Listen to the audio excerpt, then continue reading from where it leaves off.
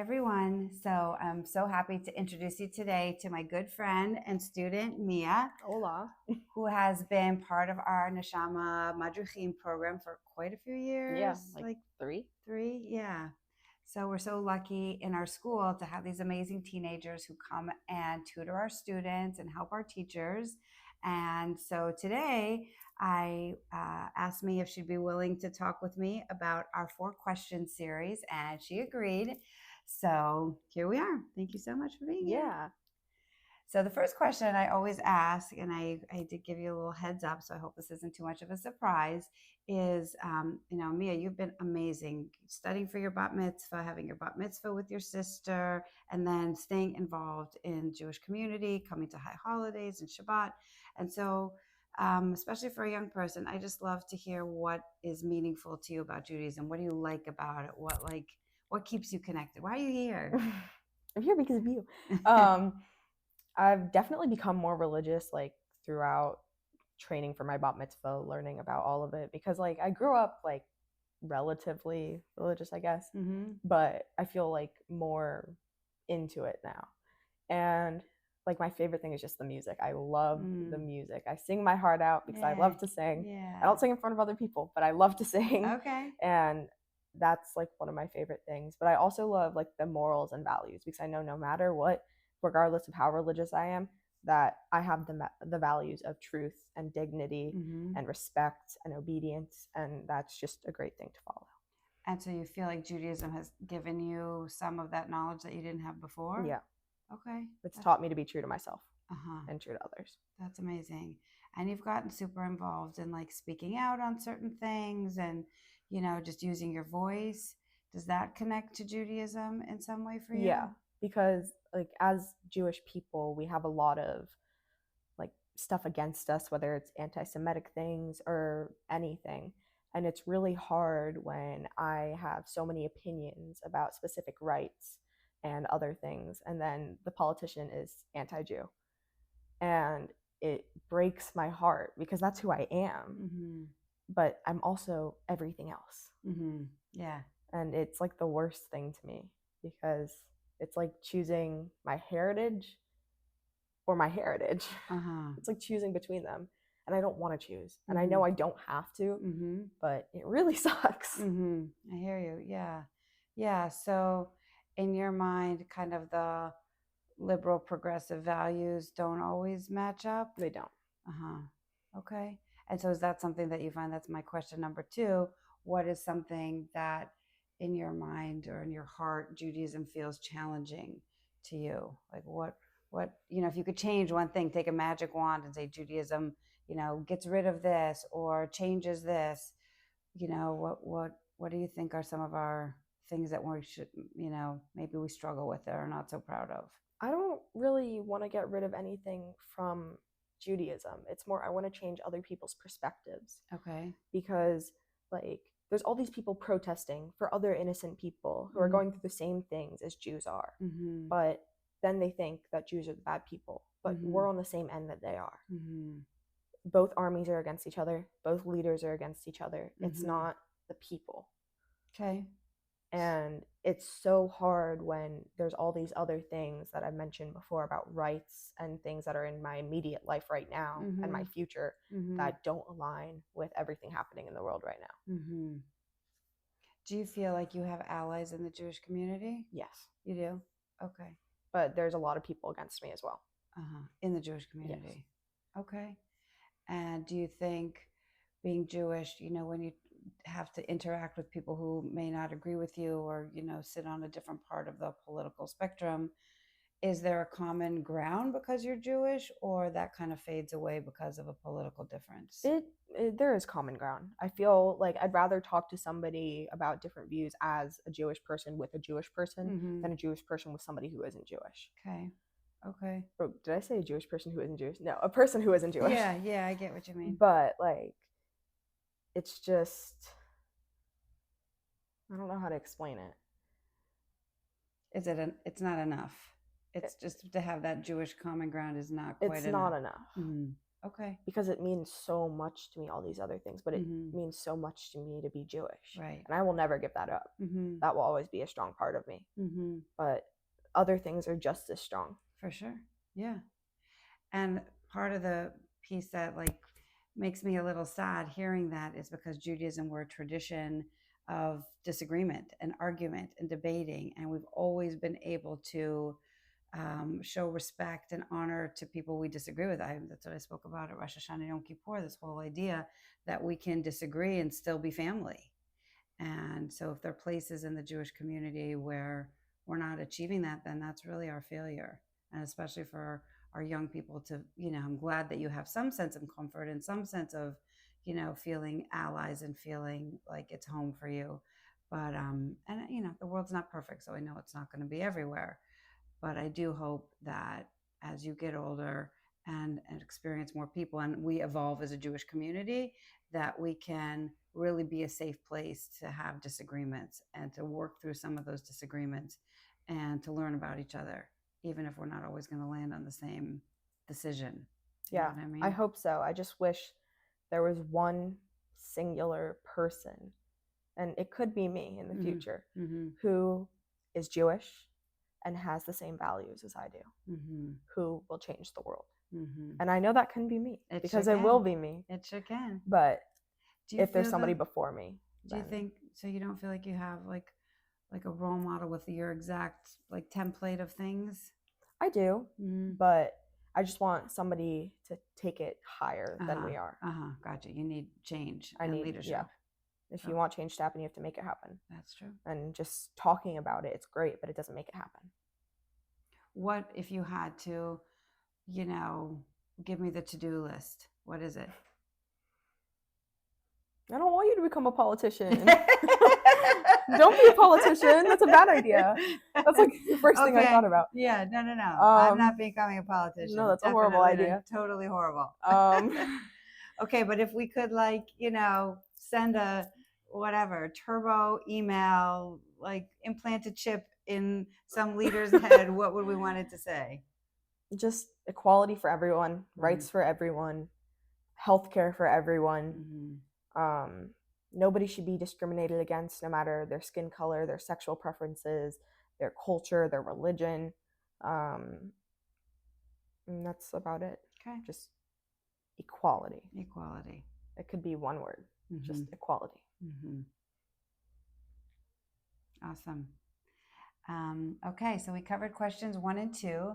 Question 3 is, so we spend a lot of time in Neshamah kind of talking about being religious and what our Jewish laws mean and kind of the formal traditions, and also finding a way to have a spiritual life and, like doing it in a way that means something to our own souls, not just to be a, monkey repeating things over and over again. And a lot of people in our world today, I'm sure you've heard this in, your home or your school, like, people say they're spiritual but not religious. And I think religion gets kind of a bad name. So it's been part of my agenda to rehab religion a little bit. But I'm just curious for you, Mia, when you think about, what part of Judaism draws you, and it can be both, but in your mind, are the traditions and like having a formality to it important to you? Or do you see yourself more as spiritual and just more organic, what comes from your heart? And like you said, the music. Like if you had to put yourself on the spectrum of spiritual on one side and religious on the other, where do you think you would place yourself now? Like 1/3 of the way there. Okay. From spiritual. Okay.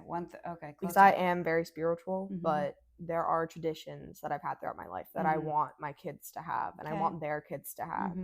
And I want them to be educated about Judaism. I want them to live by the morals of Judaism. But I mean, do I go to temple every week? No. Am I kosher? No. Okay. But I enjoy coming here, and I know that is from the heart, which makes me more spiritual. That's amazing. And you're such a good role model to our kids. Such a good role model. You're my favorite part, though. Aww. Okay, and so then the last question is really, I throw it to you. Is there something you want to ask me that I may or may not answer? Because this is unscripted. I was trying to think about this before, just like how am I going to word it? because we've talked a lot about it. It's basically been this entire interview, but like, how can I feel at one with the other half of the Jewish population?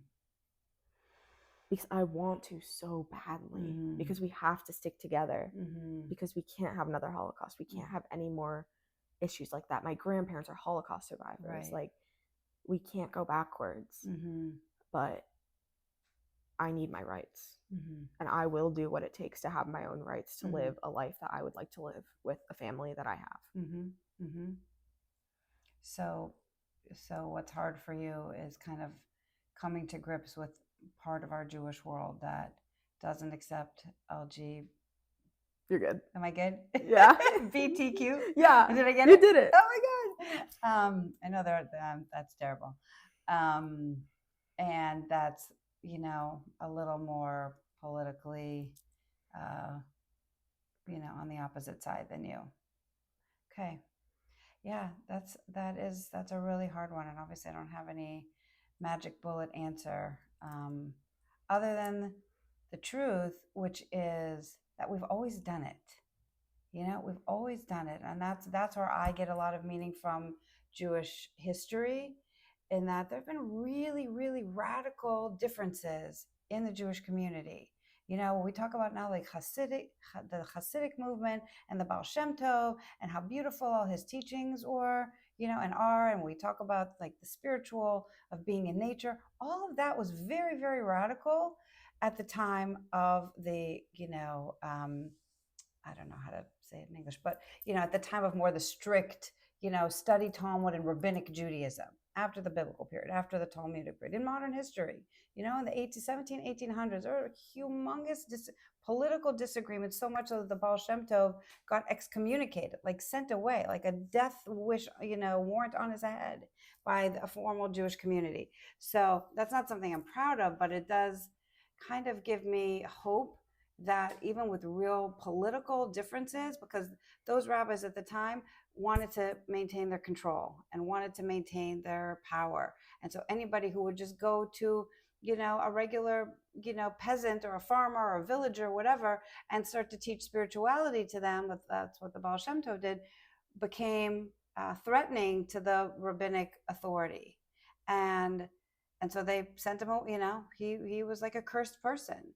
And yet within probably less, but I want to say 100 years of his life, his entire philosophy had spread throughout the world and is now incredibly influential, even in liberal movements like ours, where we're not wearing payas and covering our heads and, living in like he did in Poland and Eastern Europe at the time.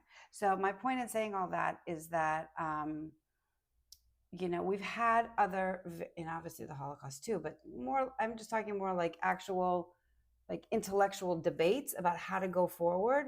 We've had that before. We had it after the destruction of the temple, right? When we had this whole infrastructure of how Judaism was supposed to work. You bring your goats, you bring your chickens, the priests do it for you. And then there's a war, and both temples get destroyed, one by the Babylonians and one by the Romans. And somebody had to like pick up the pieces and figure out how to do that. And you don't think there was just one way. There were a bazillion different ways to figure it out and to build it back together. And a few moved forward. So the only, like we learn from history, and I think we also get inspiration from history, that this is not the worst generation ever. It's not the worst problem we've ever found. It's tough. And I can't see clearly, always the path forward. So I get it. It's not, oh, whoops, we're just not talking enough, or we're not, being open-minded enough. There really are some very real challenges, but I also think we've done it before. And it's, it's not going to be perfect. And it may frankly not be in my lifetime or your lifetime, but we have to plant the seeds so that we get there. And that's what I think our obligation is, to kind of attach ourselves to the right pathway, that we want to be on the path of knowledge and of truth and of conversation and of acceptance and of tolerance. And, everyone's not going to be on that path with us. Some people are just going to be black and white and in their bubble, and that's just where they are. We're not going to win over everybody. But I do think authentic Judaism, look, I wouldn't be here as a conservative woman rabbi if Judaism hadn't changed. Yeah. You know, and you wouldn't be here if Judaism hadn't changed. You wouldn't have had a bat mitzvah with your sister if Judaism didn't evolve and change. So, and it doesn't fall apart. That's the other thing that I think we get afraid that if, you know, we change one thing, the whole institution is going to crumble.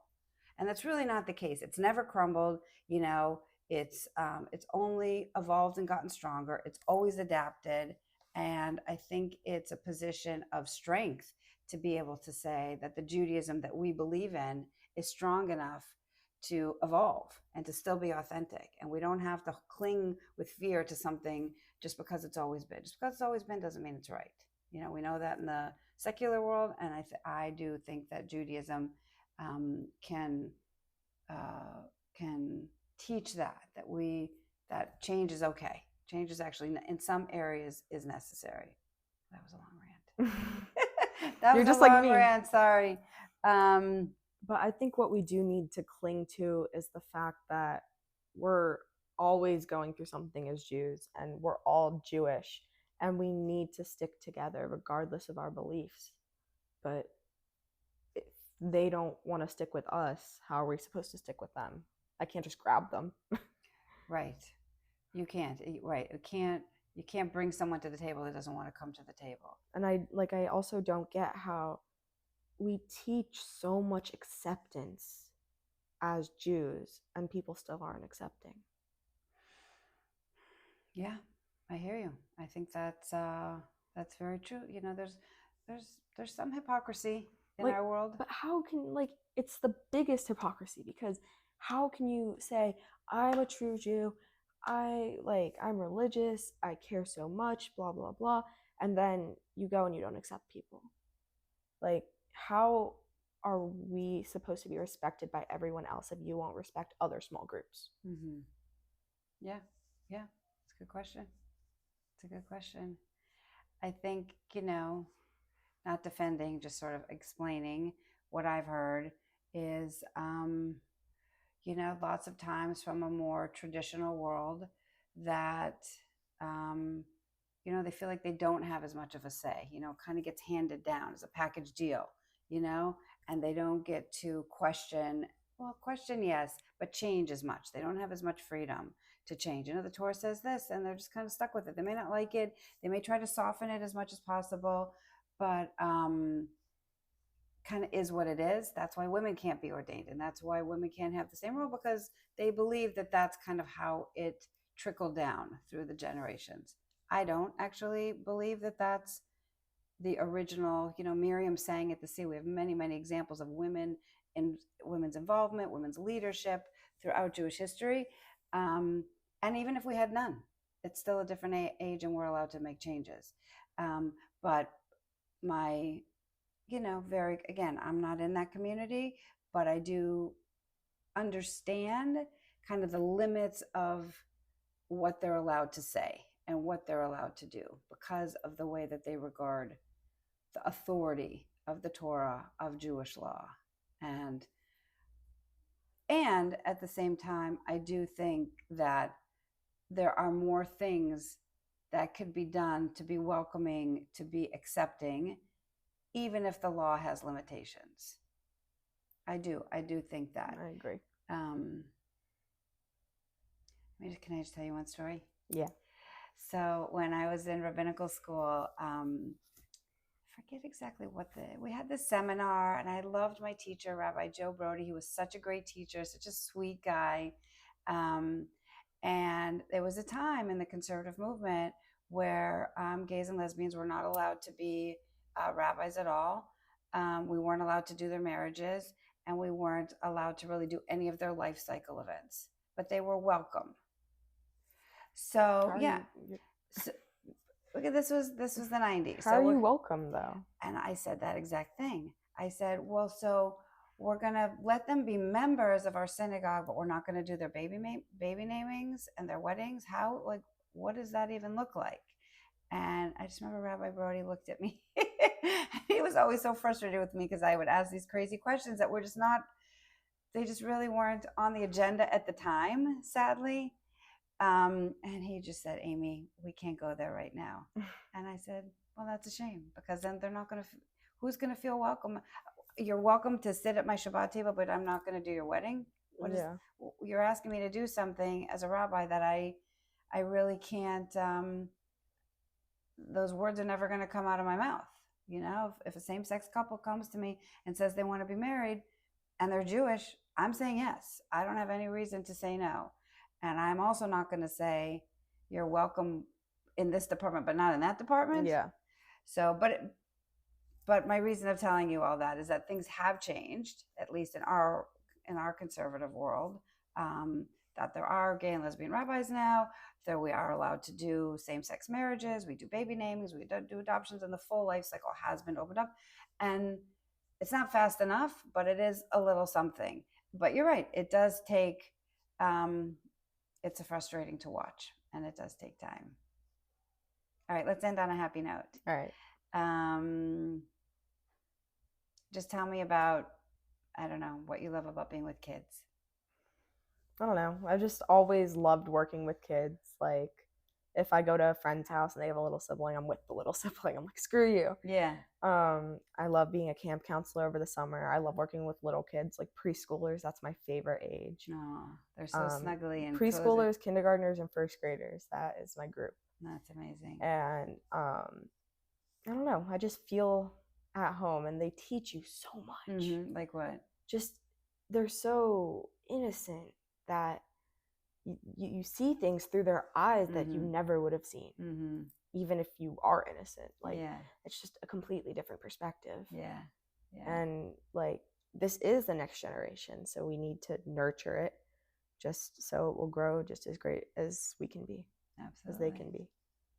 Thank you, Mia. Yeah. Thank you for being with me. You're amazing. This girl is so special. Thanks for watching, everybody.